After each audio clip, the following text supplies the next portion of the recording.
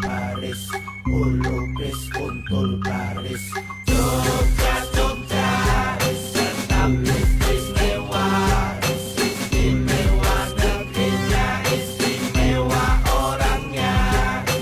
Jogja, Jogja, tetap istimewa, Jogja istimewa untuk Indonesia.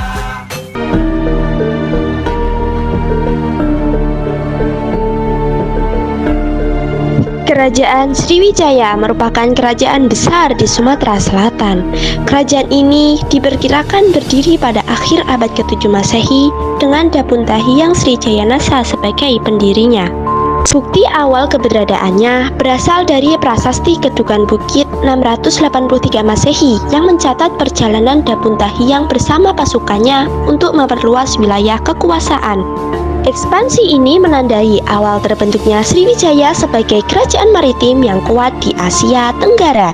Kehadirannya banyak memberi pengaruh pada perkembangan sejarah Asia Tenggara, terutama dalam kawasan Nusantara Barat. Dalam bahasa Melayu kuno, Sri berarti percaya atau gemilang, dan Jaya berarti kemenangan atau kejayaan. Dengan demikian, nama Sriwijaya bermakna kemenangan gemilang. Sumber-sumber tentang kerajaan Sriwijaya terbagi menjadi dua, yaitu pertama, sumber dari dalam kerajaan seperti Prasasti Kedudukan Bukit yang menyebutkan Dapuntahyang. Dapuntahyang melakukan perjalanan suci menggunakan perahu. Ia berangkat dari Minangtamuan dengan membawa tentara sebanyak 20.000 orang. Selanjutnya, dari Prasasti Kota Kapur dan Prasasti Karangbrahi, isi dari prasasti ini adalah doa-doa kepada para dewa untuk menjaga kesatuan Sriwijaya dan menghukum setiap orang yang bermaksud jahat. Selanjutnya, Prasasti Palas Paseman berisi tentang orang-orang yang tidak tunduk kepada Sriwijaya akan dikasih kutukan. Prasasti Nalanda berisi tentang cerita Raja Balak Putra Dewa. Raja yang terkenal di kerajaan Sriwijaya memiliki asrama khusus buat pelajar untuk belajar agama Buddha di India. Setelah itu, sumber lain terdapat pada berita Tiongkok dan Arab. Menurut pendeta Tiongkok, Itsing ketika datang ke Sriwijaya tahun 671 sampai 679 Masehi melaporkan bahwa Sriwijaya menjadi pusat pembelajaran agama Buddha. Selanjutnya, menurut berita Arab, banyak pedagang dari Arab Sriwijaya mencapai puncak kejayaan pada abad ke-8 hingga ke-10 Masehi, menguasai jalur perdagangan maritim dan menjadi pusat penyebaran agama Buddha. Raja terkenal seperti Balaputra Dewa dan Dapuntahyang Srijayanasa memperkuat hubungan diplomatik dan ekspansi wilayah. Masyarakatnya terdiri dari bangsawan, pedagang, rohaniwan Buddha, dan rakyat biasa. Dengan pendidikan agama Buddha berkembang pesat. Ekonomi bergantung pada perdagangan maritim, terutama emas, rempah-rempah, dan hasil hutan. Sebagai pusat Buddha Mahayana, Sriwijaya menarik banyak biksu dari luar negeri, termasuk insting dari Tiongkok. Meski berkuasa di Sumatera, pengaruh kerajaan Sriwijaya digadang-gadang sampai Jawa Tengah, Kalimantan, Kamboja, Thailand Selatan, dan Semenanjung Malaya. Ini semua karena keberhasilan menguasai perdagangan di Asia Tenggara pada masa kejayaannya.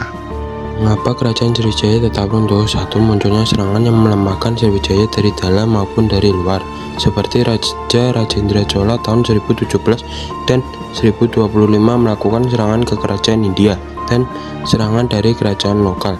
Yang kedua, karena faktor alam, munculnya pengendapan lumpur di Sungai Musi dan sungai lainnya, membuat pedagang yang berlabuh ke Palembang berkurang.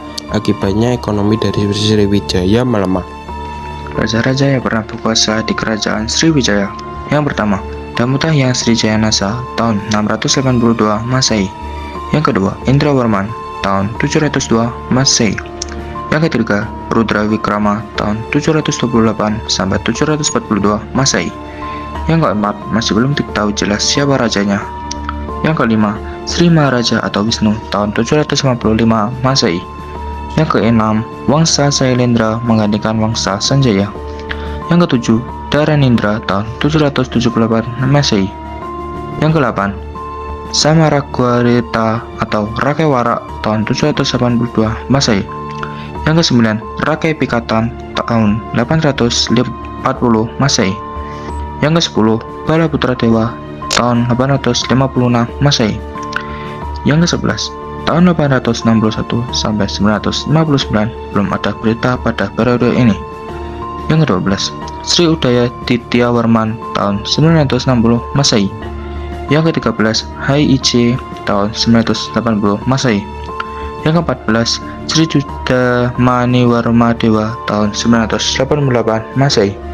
Yang ke-15, Sri Masa Wijaya Tunggawarman tahun 1008 Masehi. Berikut adalah peninggalan Kerajaan Sriwijaya. 1. Prasasti, berlokasi di kedudukan Bukit Talang Tua, Talang Batu, Palembang, Sumatera Selatan. Kota Kapur, Bangka Belitung. Karang Berahi, Jambi. Palas Pasemah, Lampung. 2. Candi dan situs, Candi Muaro Jambi dan Candi Kedotan Jambi. Situs Karanganyar dan Bukit Singutang, Palembang, Sumatera Selatan.